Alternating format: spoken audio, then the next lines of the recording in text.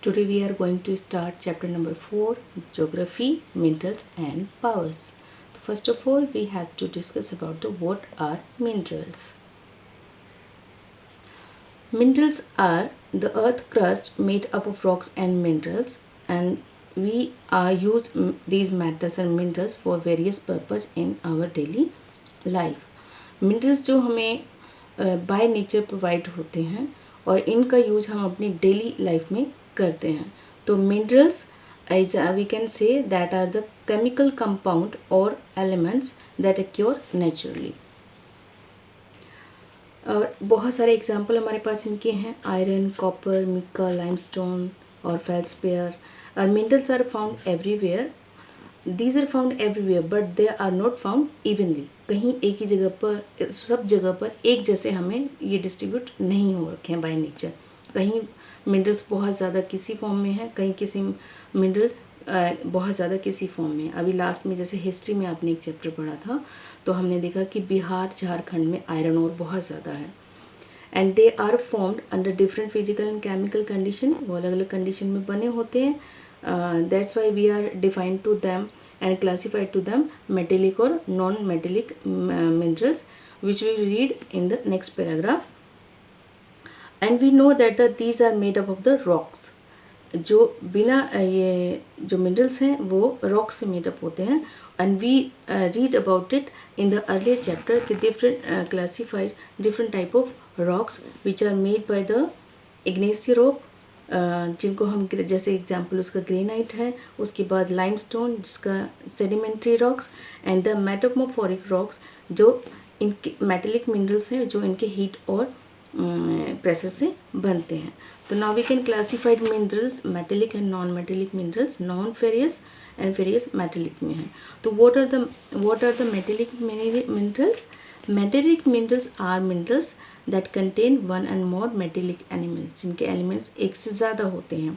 and they form naturally concentrations known as the mineral deposits, जो mineral deposits के रूप में मिलते हैं.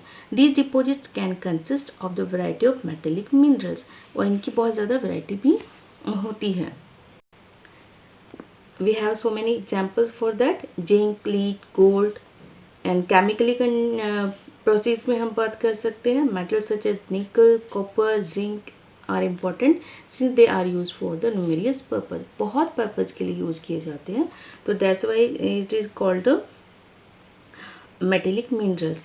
Now non metallic minerals. Non metallic minerals have metal content. These included graphite, gypsum, talc, limestone, mica, gemstones etc.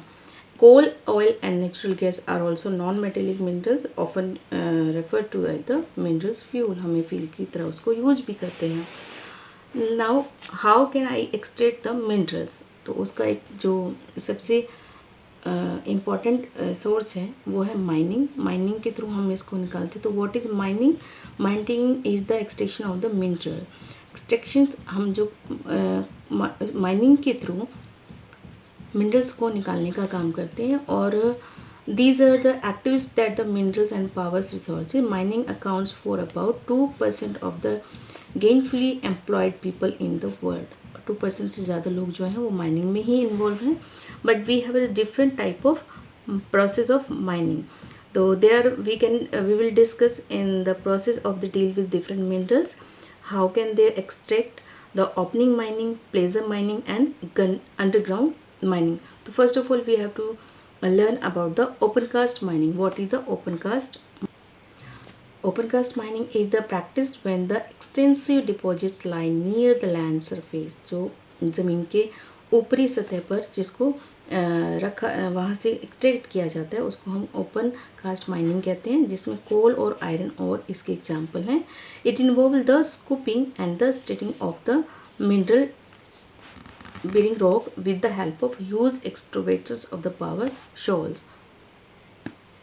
Next is the placer mining.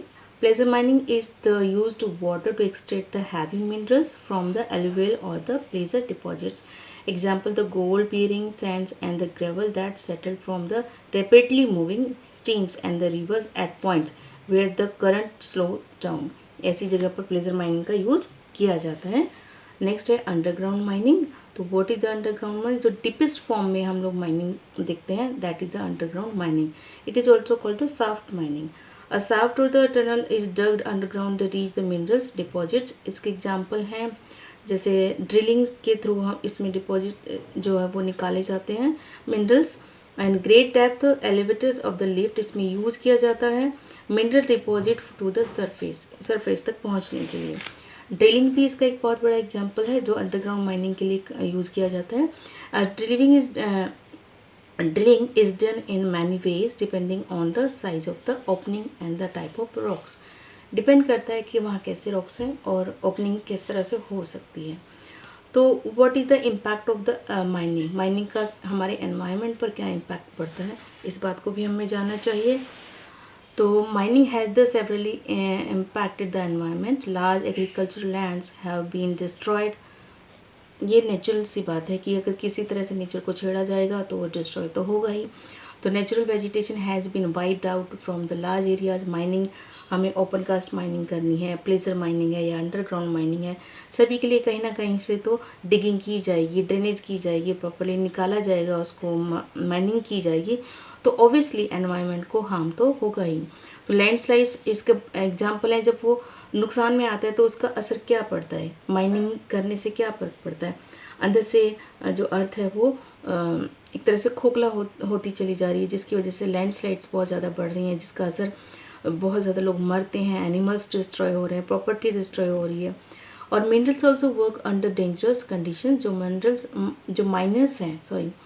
Miners हैं जो हमारे यहाँ माइनिंग करते हैं वो हमेशा अपनी जान को खतरे में डालकर उसमें काम करते हैं।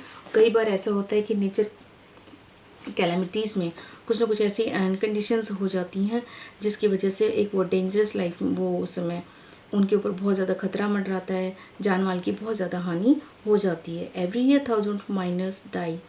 और ये सच है कि हर साल बहुत सारे लोग जो माइनिंग में काम करते हैं, माइनिंग करते हैं, जो माइनिंग एक्टिविस्ट हैं वो अपनी लाइफ गंवा देते हैं इसकी वजह से। तो many activist lead to air and water pollution, ये भी है, पोल्यूशन को भी ये बहुत ज़्यादा बढ़ावा देता है। Many time it also lead to the displacement of people, लोगों को भी इधर से उधर जाना पड़ता है। Now we will talk about the distribution of minerals. Earlier we read about that there are two type of minerals, metallic minerals and non-metallic minerals. Now what are the metallic minerals we have discussed already. So these are the example. Iron ore, that is the medical mineral. Iron ores occur in all type of rocks and the various kinds of environments. Common type of iron ore include hematite यानी red or magnetite यानी black, limestone brown and the siderite pale brown, इसमें वो form में हमें मिलता है। तो raw iron is combined with other elements to form the alloy. The strengthened and the hardened steel is then the used to the construction and manufacture of the car, truck, train and trucks etc. China, Brazil, Australia, Russia and Ukraine are all the 5 biggest producers of the iron ore in the world. India and the US, Canada and the Kazakhstan are other major producer. 5 के बाद इनमें हमारा India का भी नाम आता है जो प्रोड्यूस करते हैं बहुत ज़्यादा। India also export the iron and steel in other countries in very big form. In India major deposits of iron ore are found in Jharkhand, Madhya Pradesh, Chhattisgarh, Orissa, Bihar, Karnataka and Goa also. Now next is the copper and it is usually found in the large deposits closer to the surface of the earth. It abundance low cost, इसकी cost बहुत कम होती है, and excellent conductivity makes the copper value commodity. आपको पता है ये good conductor होता है तो इससे ज़्यादातर इलेक्ट्रिक केबल्स और वायर बनाए जाते हैं। Next is Chile is the world's largest producer of the copper. इसमें सबसे ज़्यादा कॉपर यहाँ पर चिले में प्रोड्यूस होता है by US. Other major producers Indonesia, Peru, Australia, Russia, China, Canada, Poland, Kazakhstan इसके एग्जांपल्स हैं। और in India copper also found in Jharkhand, Bihar and Rajasthan. Bauxite, it is also sedimentary found. It is made the sedimentary rocks and the principal ore of the aluminium. Aluminium की form होती है, और bauxite जो होता है varies physically according to the geologic origin होता है. So some deposits are soft and easily crushable while other are hard and dense. आपने देखा है जो फॉइल पेपर आपका होता है, ये जो एरोप्लेन्स होते हैं, these are made by the bauxite. उसमें उसका एल्यूमिनियम का यूज़ किया जाता है क्योंकि ये बहुत हल्की फॉर्म में होता है.